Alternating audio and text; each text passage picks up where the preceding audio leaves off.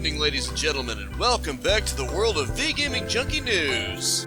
Dross was blasted by the Divine Beast, so there's nothing but pure gaming-related media news. It is all about the electronic good stuff as we dive deep into all that's new in the various interactive virtual worlds. Starting out, it seems a judge has made a ruling against Apple in the ongoing Epic Games case. It seems that locking down alternate payment methods was a violation of the anti-competitive conduct under California's competition laws. As a result, Apple must permit them to include payments outside of the App Store, potentially bypassing Apple's cut altogether. Given that Fortnite was removed from the App Store for this reason, it seems Epic Games has come out ahead, even if they couldn't prove that Apple was being a monopoly. Score one for app developers who want to flood their apps with microtransactions. And so Choco Sonny has left the building. That's right, the Overwatch executive producer has left Blizzard amidst all the scandals currently going on. It seems he carried a leadership role in Overwatch 2 before his exit after having worked with the company for at least 5 years. Blizzard claims that Overwatch 2 is still more or less done and that it won't really affect anything, but jury's still on that one. It would seem he didn't have any accusations levied against him, so it's unsure if he's leaving to get out ahead of anything or if it's just a publicity stunt to look like they're solving anything, but I'll let you decide on that one. You know, wink wink nudge nudge. And so Hideki Kamiya, the creative director at Platinum Games, has criticized the video game industry. Well, there's quite a lot of things that fit the bill. In this case, he was criticizing the lack of preservation with older games. He feels it's holding gaming culture back when they are making efforts to keep older games around. It's honestly not hard to see why he thinks that, and when they do make older titles available, it's often to exploit the scalper situation by overinflating their value. This is especially true for Nintendo, as much as I love Nintendo. So good news, Gran Turismo 7 will feature Raytracing. However, only when you're viewing your car in the garage and when you're viewing replays. That means that during gameplay, it's not an option. While this does sort of make sense to prioritize performance and all, it's still kind of funny. Next Gen was touted as being just as good as those expensive RTX PCs, but it was pretty obvious to most that it was not meant to be. I'm not knocking it, of course, they had to remain competitive in their price, but that claim is flying a hair too close to the sun there. At least there will be ray tracing in some form, and replays will probably be a better chance to appreciate it anyway.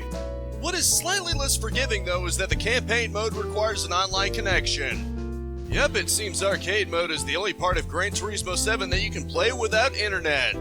Supposedly this is to prevent cheating, but who honestly cares if you cheat in single player? If you're doing it to push microtransactions that essentially cheat for you, then that's a pretty sour business tactic. You should either keep online progression tied to only online play, or just make it so that if you go through campaign mode offline, it won't carry into online. Shutting off the ability to play offline altogether is not the way to go. On to latter news, Steam is making efforts to allow games to be played before they've completely finished downloading. It makes sense, just download the portions of the game you would actually be playing first.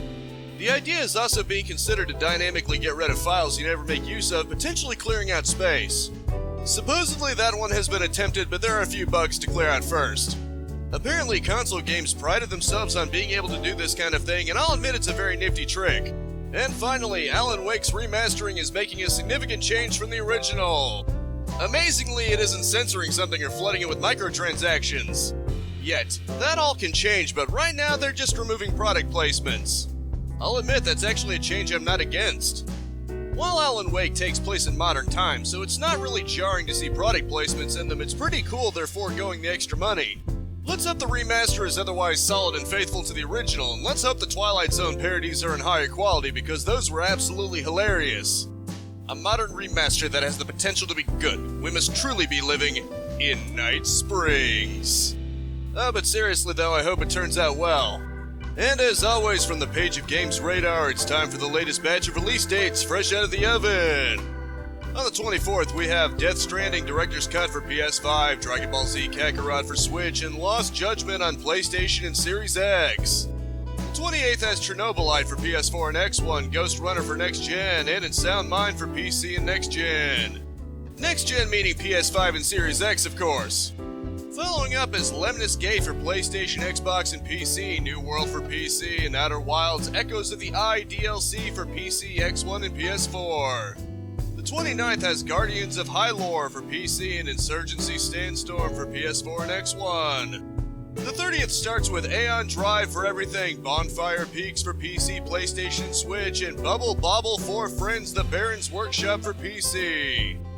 Followed up is Darksiders 3 for Switch, Demon Skin for PS4, X1, and Switch, as well as Hot Wheels Unleashed for everything. We're still not done yet. Industria for PC, Jurassic World Aftermath Part 2 for Oculus Rift VR, and Last Friend for PC and Switch. Finally, the 30th concludes with Rogue Lords for PC. That's quite a lot for the 30th. October opens up with FIFA 22 for PC, PlayStation, and Xbox on the 1st. The 5th starts out with Alan Wake Remastered for PlayStation, PC, and Xbox, BPM Bullets Per Minute for PS4 and X1, and Hell Let Loose for PS5 and Series X. Followed up is Jet the Far Shore for PC and PlayStation, Super Monkey Ball, Banana Mania for everything, and Wasteland 3 Cult of the Holy Detonation DLC for PC and PlayStation. The 7th has Age of Darkness Final Stand for PC and Far Cry 6 for PlayStation, Xbox, PC, and Stadia. Finally, the 7th rounds out with the Lightbringer for PC and Switch, as well as Moonglow Bay for PC and Xbox. This week's epic freebie until next Thursday is The Escapist, a prison break simulator. It's been available for free on the Epic Store before, but here's your chance if you haven't grabbed it already.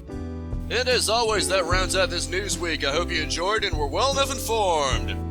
As always, I Let's Play every single day, 10 a.m. and 2 p.m, live stream Mondays and Fridays unless otherwise specified at 4:30 p.m, and I swap between game reviews and game news video Thursday at 6 p.m. That's Eastern Standard Time, but you can always subscribe and werewolf slam that bell icon if you don't want to worry about keeping track of time zones.